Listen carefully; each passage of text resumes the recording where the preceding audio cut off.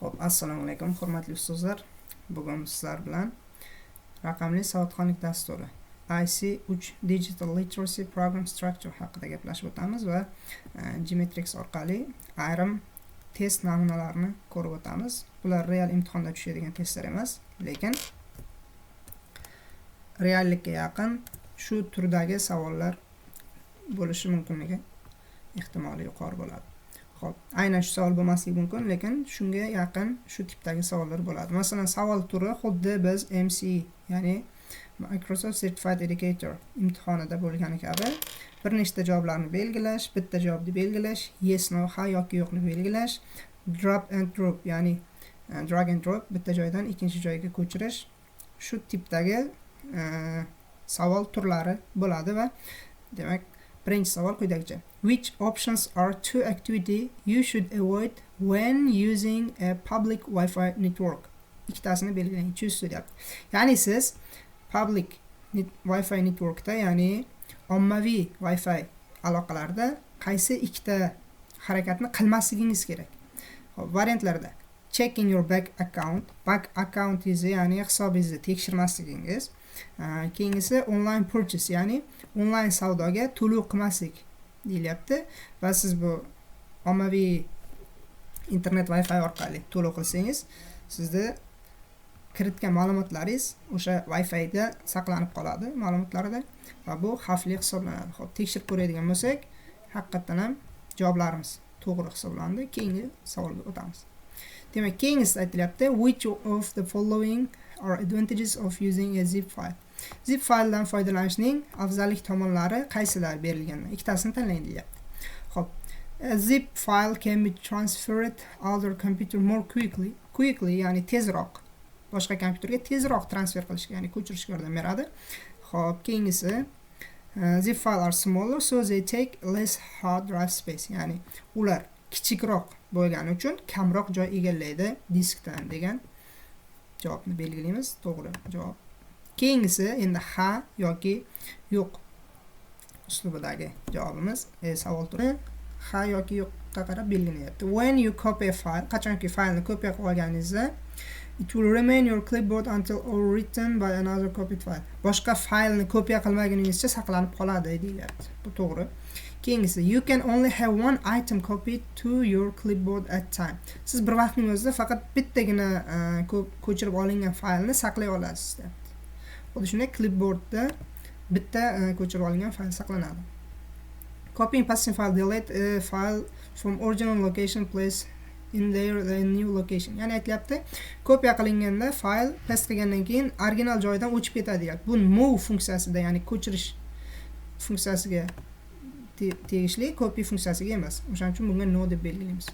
Javoblarga qaraydigan bo'lsak, javoblarimiz to'g'ri. Keyingi turi mana bunday choose one, ya'ni bizga ma'lum darajadagi gaplar beriladi va orasiga bo'shliq qo'yib ketiladi. O'sha bo'shliqni to'ldirishimiz kerak.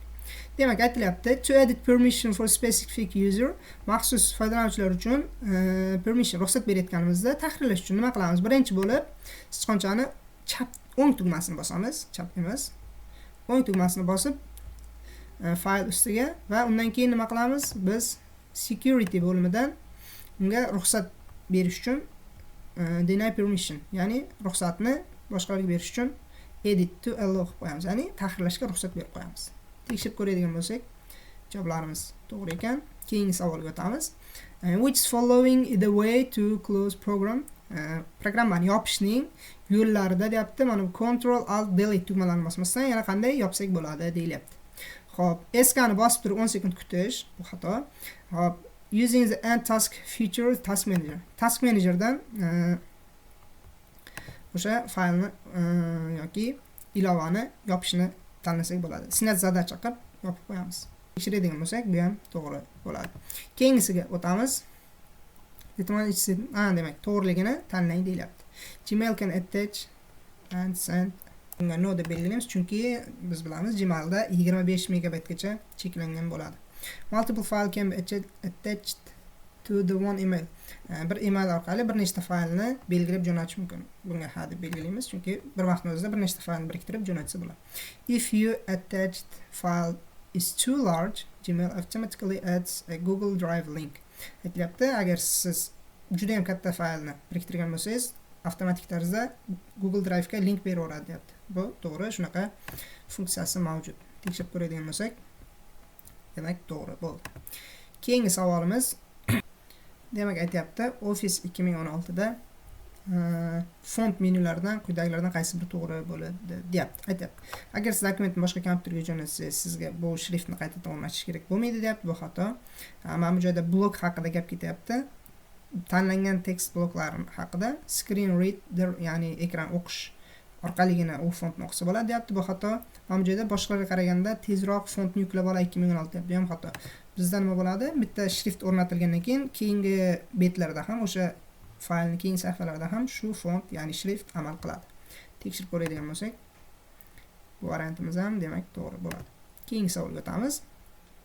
Bizda keyingisi amaliy bo'ladi.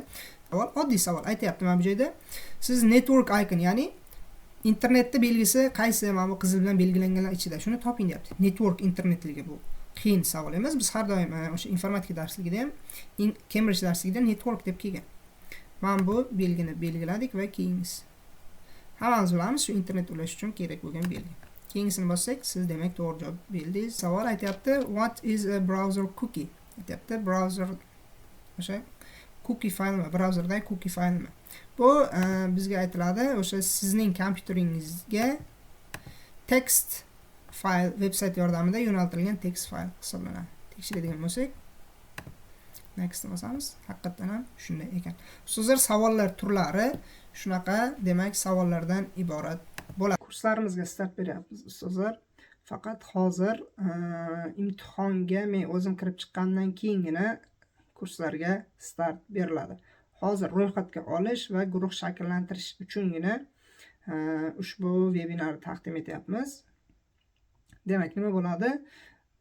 Webinar ostida Google formaga havola qoldiramiz. Havoladan o'tib, ro'yxatdan o'tishingiz kerak bo'ladi. Ro'yxatdan o'tgandan so'ng biz u yerga admin profilini hamda karta raqam qoldiramiz. Karta raqamga oldindan 50 ming so'm to'lov qilib joy band qildirishingiz kerak bo'ladi. O'zingizga joy band qildirganingizdan so'ng, demak, siz xotirjam bo'lasiz. Siz boshlanadigan birinchi guruhda bo'lasiz va birinchilardan bo'lib ushbu imtihonga tayyorlov kursida qatnashishingiz mumkin bo'ladi. Oldindan to'lov qilganingizdan so'ng biz sizni o'sha birinchi shakllanayotgan guruhga qo'shamiz. Kursimizning to'lovini har bitta modul uchun 300 mingdan qilib belgiladik va oldindan to'lov qilsangiz, ya'ni uchala kurs uchun ham birdaniga to'lov qilsangiz 20% chegirma berishga qaror qildik. Ya'ni 900 ming so'mlik kursni to'lovini oldindan qilsangiz 20% chegirma bilan demak o'qishingiz mumkin bo'ladi. Ro'yxatdan o'tib adminga o'sha to'lov chekini tashlashingiz kerak bo'ladi. Bundan tashqari yana kurs haqida, imtihon haqida savollar bo'lsa, izohlar bo'limida qoldirsangiz, admin har bitta savolingizga javob berib chiqadi. Imtihonimiz ikki xil tilda, ya'ni imtihonga tayyorlov kursimiz ikki xil tilda bo'ladi. Ingliz hamda rus tilida imtihonga tayyorlaymiz. Kurslar o'zbek tilida olib boriladi va ingliz tilidagi hamda rus tilidagi imtihonga tayyorlaydi. Ustozlar, savollarni turlarini ko'rib o'tdingiz. Biz imtihonda savollarni yodlatishga e'tibor qaratmaymiz, tushunishga urg'u beramiz. Shuning uchun ingliz tilida yoki rus tilida tayyorlanish istagida bo'lsangiz, siz o'zingizni shu narsaga tayyorlang. Siz o'zbek tilidan kamroq foydalanasiz va inglizcha yoki ruscha so'zlar, terminlarni yodlashga harakat qilish kerak. Har bitta leveldan o'rtacha 100 tadan 200 tagacha bo'lgan so'z o'rganishingiz kerak bo'ladi. Savollar darajasi boya ko'rganingizdek unchalik qiyin emas, lekin terminlarni tushunishingiz kerak bo'ladi.